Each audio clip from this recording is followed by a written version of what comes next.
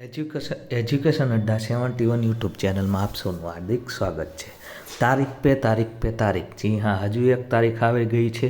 ગૌણ સેવા પસંદગી મંડળ દ્વારા ગ્રુપ એ અને ગ્રુપ બીની મુખ્ય પરીક્ષા માટે પાત્રતા ધરાવતા ઉમેદવારોની યાદી જે છે તે 21/9/2024ને સાંજે 7 વાગ્યા સુધીમાં પ્રસિદ્ધ કરવામાં આવશે। જી હા, હસમુખ પટેલ સાહેબ જે ગૌણ સેવા પસંદગી મંડળના સચિવ છે તેમણે આ ટ્વીટ કરેલ છે અને આ ટ્વીટમાં તેમણે જણાવેલ છે કે 7 વાગ્યે એટલે કે 21/9/2024ના રોજ કદાચ યાદી આવી શકે છે।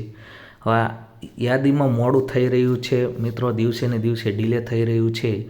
તેનું સૌથી મોટું કારણ છે કે જે નોર્મલાઇઝેશનમાં જે ધાંધિયાવેડા કરવામાં આવેલ છે તેના કારણે ઘણા બધાના માર્કમાં ઘણો બધો તફાવત જોવા મળેલ છે।